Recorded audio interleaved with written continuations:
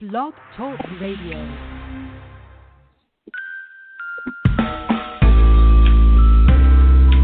Bienvenidos a WEXP 88.3, donde lo hacemos mejor. Soy Evelyn Bernal y este es mi programa Entre Mujeres.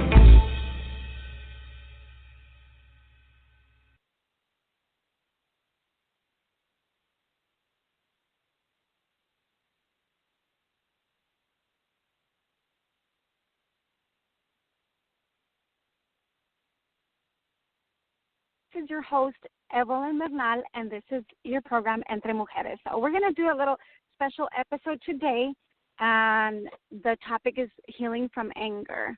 So as we've discussed before, emotional intelligence can be a little bit complicated because we get so much information on everything not related to emotions. We are in this society where we're all about looking better physically.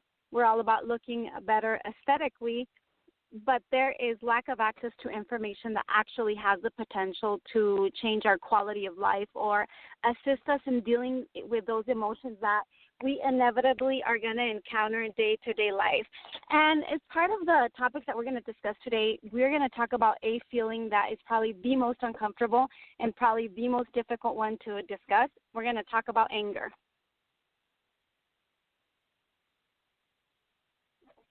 Anger is not only difficult for the person that is experiencing it, it's also difficult when, as a clinician, therapist, counselor, helper, etc., you're trying to assist somebody that is having chronic anger issues.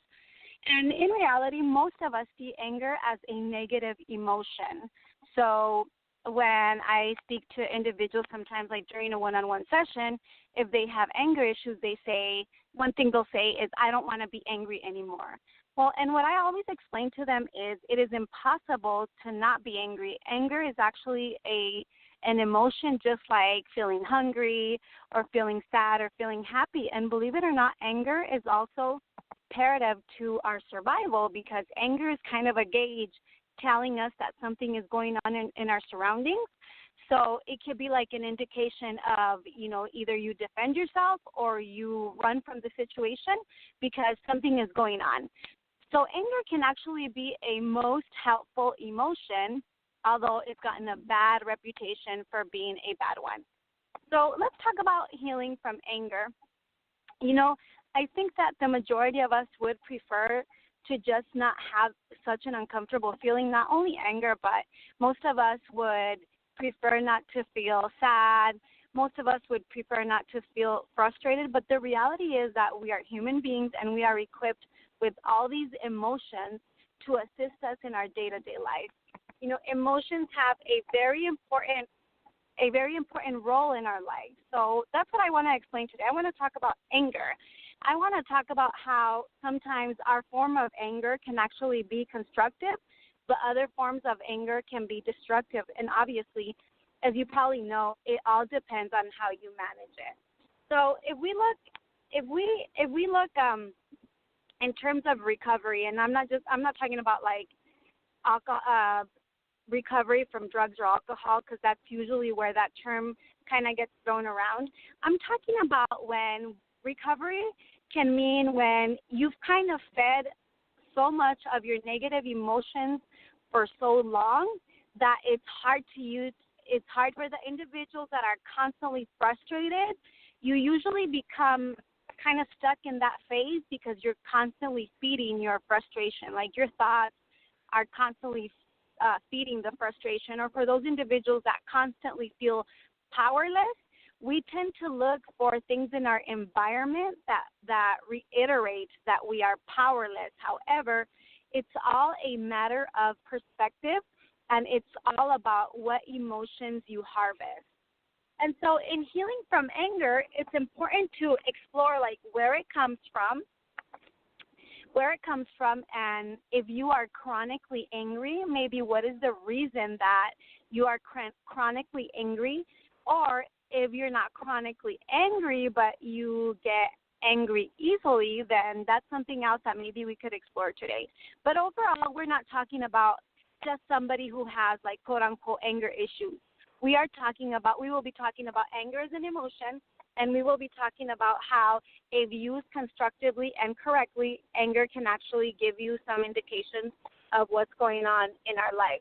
So I had stated before, I've talked a little bit about like my past experience, and of course the only reason that I do that is because it's my point of reference, just to give you like examples of what I've encountered.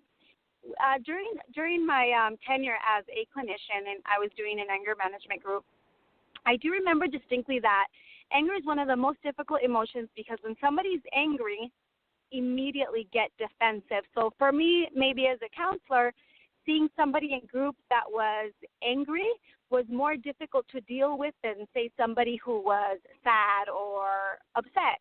And I think like we can transpose that into real life. We could probably deal with, let's say, our children or our spouse better when they are sad or when they are maybe like anxious. It's easier to deal with than anger, because anger is a very intimidating emotion. It can be difficult, to deal with that emotion for various reasons. What happens when we keep our anger in and we never process it? What happens if we're those kind of people that never really resolve the reasons that we're angry? Well, a lot of us tend to act out, and usually we tend to act out towards others.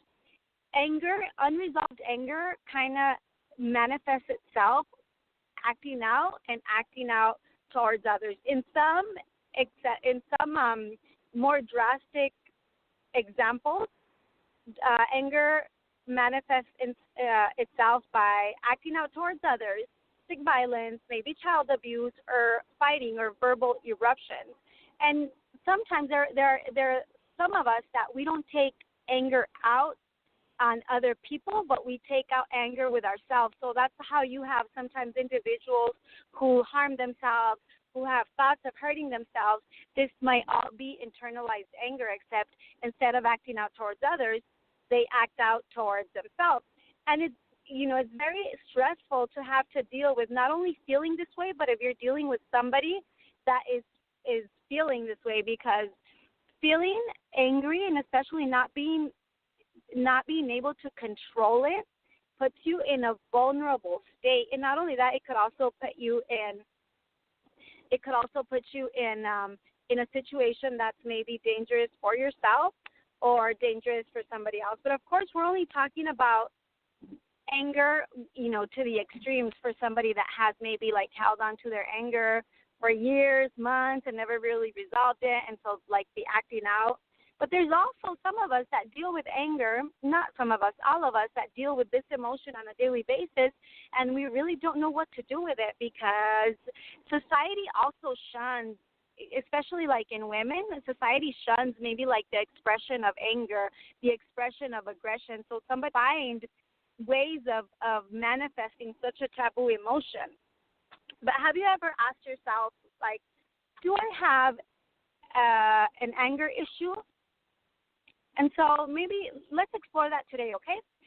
Do you have a problem with anger? Well, I'm going to ask you a few questions, okay? And if you don't get these questions and then you have a little more curiosity about the subject, I always invite you, go to my page, Evelyn Bernal, Bernal, Life Coach, and I'm usually very good about answering my inbox. If you have any questions or this resonates with you, or you feel like maybe you'd like to be connected with somebody in your area, I will be happy to do so, okay? So just a little disclaimer before we start our questionnaire. Do you have a problem with anger? Okay. Question number 1. Do you think you have a problem with anger? Yes, no, unsure. So if you circled yes, or if you said yes, let's go to the next section. And if you are unsure, then let's go to the next section as well. Do you blow up at others? And if you have a pen handy, just take notes of these. This is like for your own personal reference. No judgment here. We're just trying to get out information that's helpful and helps us to be emotionally healthy. So if you blow up at others, cross it out, write it down. This is 1. Do you often criticize others? Do you feel anger but can't express it? Do you have impulses to harm others? Do you never feel angry? Do you hate yourself? Do you often isolate? Do you feel bitter? Do you have impulses to harm yourself?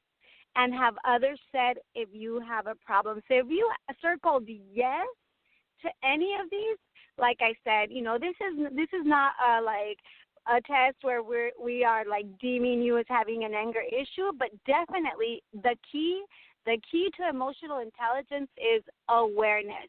So what I want you to know is that if you circled yes to one or multiple of these, this is just for your awareness. Maybe to consider that there are aspects of your emotions, like maybe anger, that you could explore further. So I always throw that question out there. Is anger good or is anger bad? And so a lot of people are divided. Some say, maybe. Some say no. A lot of them say yes. But in reality, anger is not. Anger just is. Anger is just an emotion, like I said before. And actually, anger can be used constructively to help us heal, to be honest with others, to face our pain, or it could also be used destructively to act out against others, to give up, to become bitter. So anger in itself is not a problem. Anger is a problem. It depends on what you do with it. So those are the actions that determine, and I don't even like to use good or bad because then you categorize emotions into like something moral. I like to say healthy or unhealthy, so you're going to hear me use that term interchangeably. So what's healthy or unhealthy about anger is when you are angry, what you do with it. So I give you a few examples of when anger can be used in a destructive way. Actually, anger is a two-edged sword. Anger can be destructive and anger can be constructive. So let's talk about the anger that heals. And isn't that a new concept? How many times have you heard anger that heals? Well, I'm going to give you a few characteristics of constructive anger, because actually a little bit of anger, a moderate amount of anger in our lives is necessary sometimes to get things done. So anger can be constructive when it is moderate to low, which means that if we measure ourselves with our anger on a scale from 1 to 10, 0 being no anger and 10 being intense anger, if your anger is maybe at a 5, then it could be constructive on that scale. Anger heals when you explore it to understand yourself better and others better.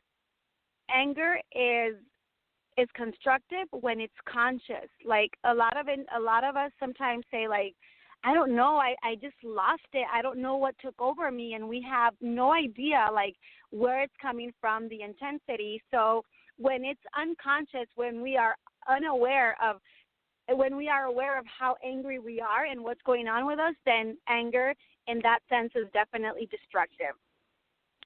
Anger is constructive when we handle it well. So we were angry, but we didn't act out.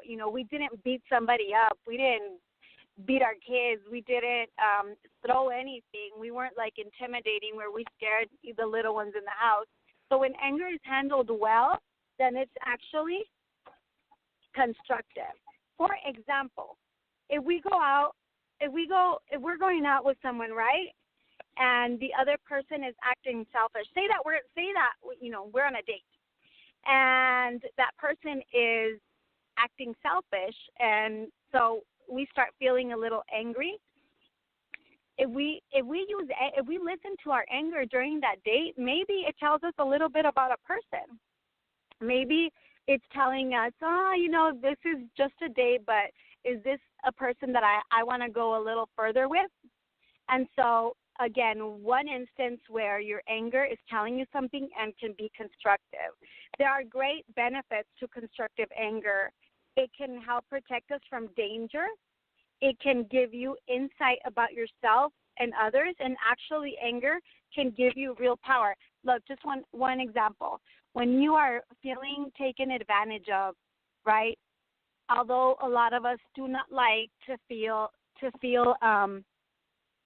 angry, just think about it. When somebody is taking advantage of you, the normal emotion is to feel angry. So when somebody is exploiting you or taking advantage of you, whoever it might be, your children, your spouse, your kids, your family, if you are feeling angry, that anger kind of brings us to have an action against it, because it's telling you, hey, something is off. Something isn't being fair here, right? And so there's a benefit because it's telling you something about someone else. Have you ever encountered this? It's kind of abstract, but I'll try to explain it to you. So there are occasions where I have had friends in relationships with individuals who are abusive.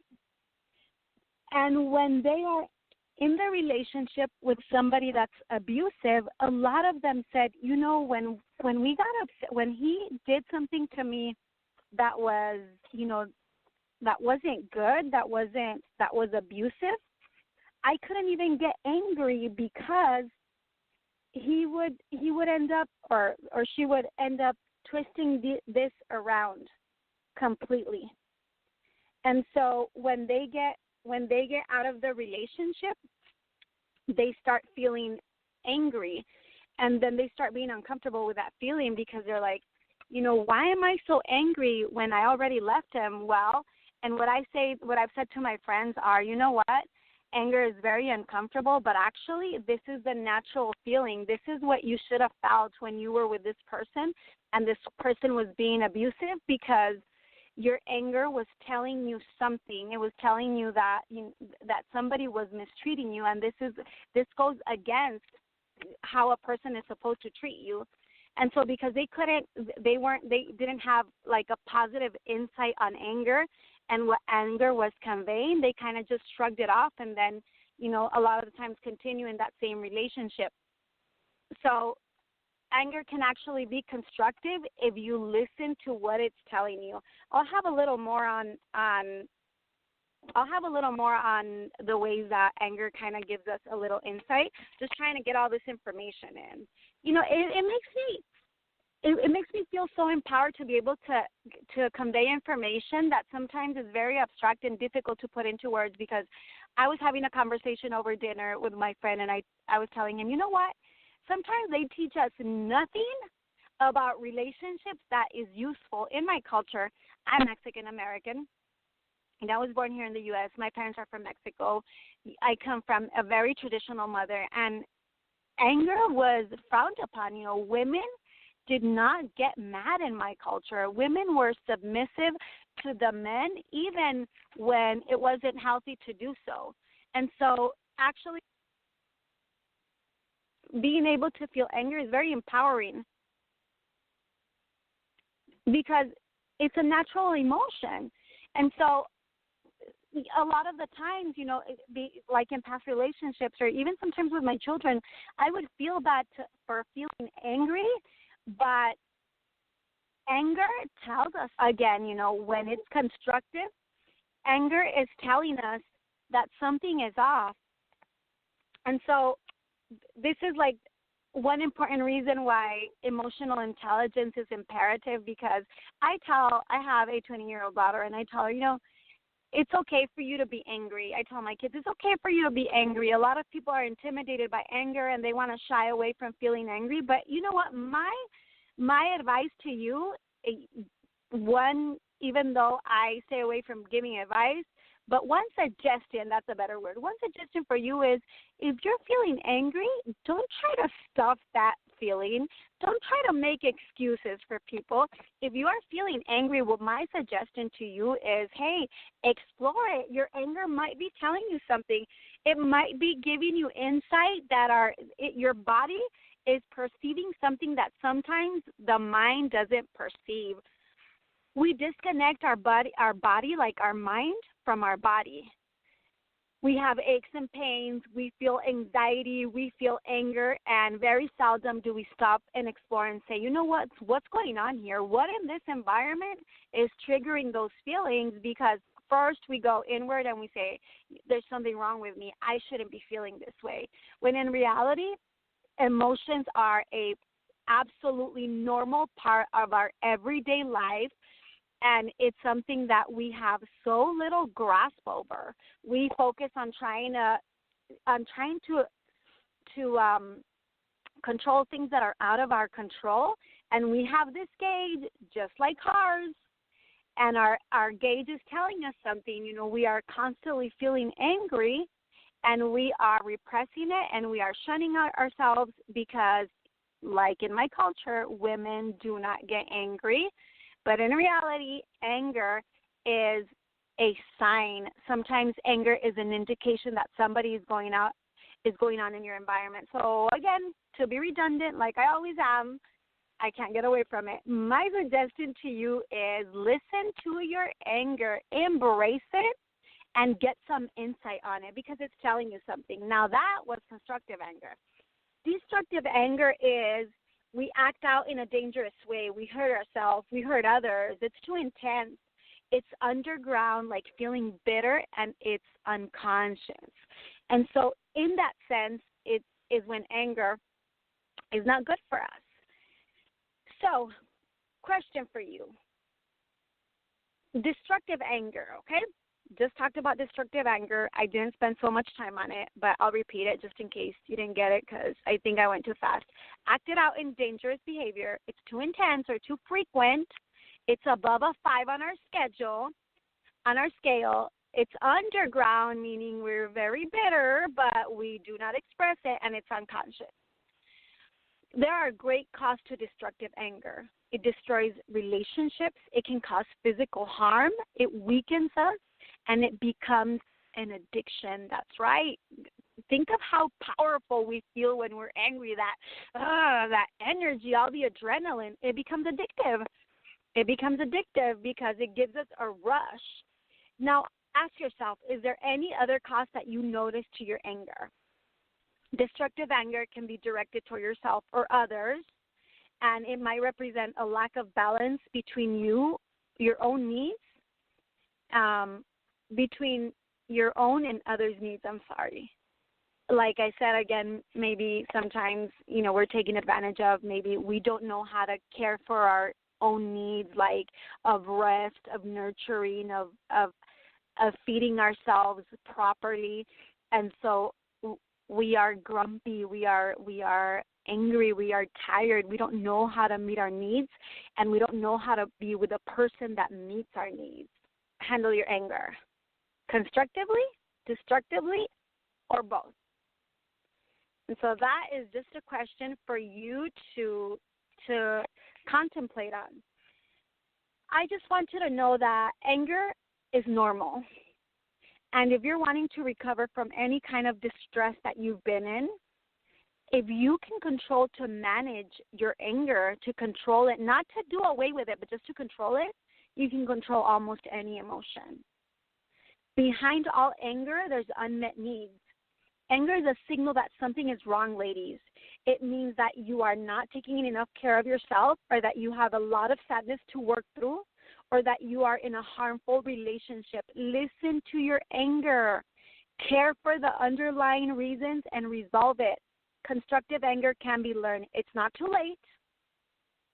It doesn't matter how long you've had a problem with anger. It requires that really listening to others, feedback about your anger, owning your feelings rather than acting out, seeing them in healthy ways, and learning to tolerate painful feelings behind the anger.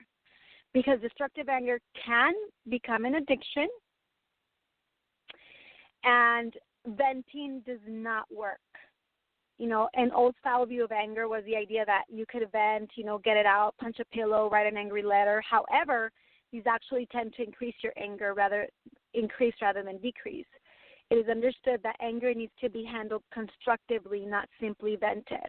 And destructive anger never works in the long term. Woo! A lot of information with the potential to increase our quality of life. I just want to put my information out there one more time. My name is Evelyn Bernal. My programs are usually in Spanish, but I'm very happy to be sharing this content today with you in English.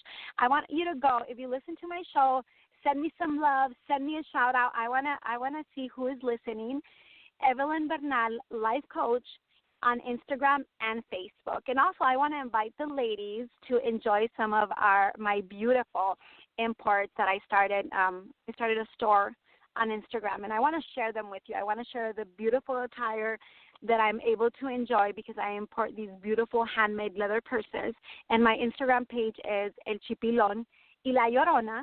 And so, again, just women supporting women in business. So send me a shout-out, visit my page, and I will see you next week in this program of Entre Mujeres. Much love to you, and thank you for listening. Bye-bye.